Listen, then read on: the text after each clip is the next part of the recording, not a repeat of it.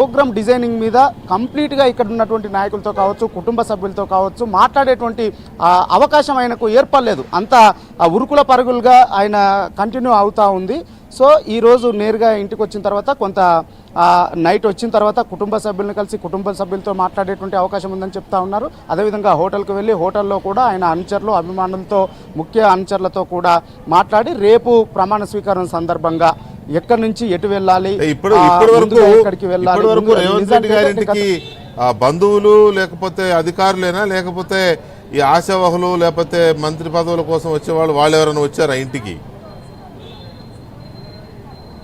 అయితే రేవంత్ రెడ్డి ఉన్న దగ్గరికి మీరు అన్నట్లుగా ఇప్పుడైతే రేవంత్ రెడ్డి ఇంటికి ఆశావాళ్ళు రావట్లేదు, బంధువులు, ఆయన అభిమానులు వారు మాత్రమే వస్తున్నారు. రేవంత్ రెడ్డి ఎక్కడున్నారో అక్కడికి వెళ్ళి కలిసేటువంటి ప్రయత్నాన్ని ఆశావాళ్ళు చేస్తూ ఉన్నారు. హోటల్లో రేవంత్ రెడ్డి ఉన్నంత వరకు కూడా హోటల్కే వెళ్ళి ఆయన్ని కలిసి ఏఐసీసీ పెద్దలు కూడా అక్కడ ఉన్నారు కాబట్టి వారిని కలిసేటువంటి ప్రయత్నం చేశారు.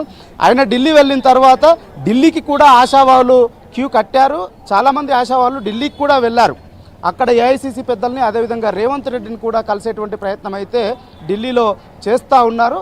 ప్యూర్గా ఇక్కడికి మాత్రం ఇంట్లో లేని కారణంగా, రేవంత్ రెడ్డి లేని కారణంగా వారి బంధువులు, వారి కుటుంబ సభ్యులు, అదేవిధంగా వారి సన్నిహితులు వారు మాత్రమే వచ్చి వారి కుటుంబ సభ్యులకు శుభాకాంక్షలు తెలిపేటువంటి సిచ్యువేషన్ ఇక్కడ కనిపిస్తూ ఉంది. వారి బంధువుల వచ్చిపోయేటువంటి సందడే కనిపిస్తూ ఉంది. ఇక అంతేకాకుండా వారి పార్టీకి సంబంధించినటువంటి క్యాడర్ కూడా పెద్ద ఎత్తున వస్తూ ఉంది.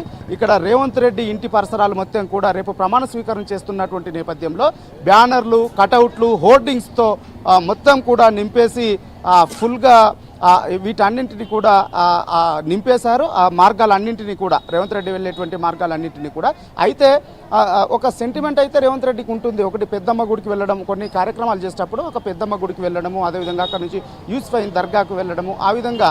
అయితే ఆ డిజైన్కు సంబంధించి ఇంకా కుటుంబ సభ్యులతో మాట్లాడిన తర్వాత ఆయన ఒక నిర్ణయం తీసుకునేటువంటి అవకాశం ఉంది. అయితే ఢిల్లీ నుంచి బయలుదేరినటువంటి రేవంత్ రెడ్డి మరి కాసేపట్లోనే ల్యాండ్ కాబోతున్నారు. వచ్చిన తర్వాత దీనిపైన ఒక క్లారిటీ వచ్చేటువంటి అవకాశం ఉంది. ఆయన కుటుంబ సభ్యులతో మాట్లాడిన తర్వాత పెద్దమ్మ గుడికి వెళ్తారా, అదేవిధంగా ఎప్పుడు వెళ్ళినట్లుగానే యూసుఫ్ దర్గాకి వెళ్ళి అక్కడి నుంచి అట్లా వెళ్తారా, ఆయన రూట్ ఏ విధంగా ఉంటుంది, ఆయన షెడ్యూల్ ఏ విధంగా ఉంటుంది అనేటువంటి దానిపైన మాత్రమే ఆయన వచ్చిన తర్వాత కంప్లీట్గా దాని మీద ఒక అదొచ్చే రూట్ మ్యాప్ మీద క్లారిటీ వచ్చేటువంటి అవకాశం ఉంది.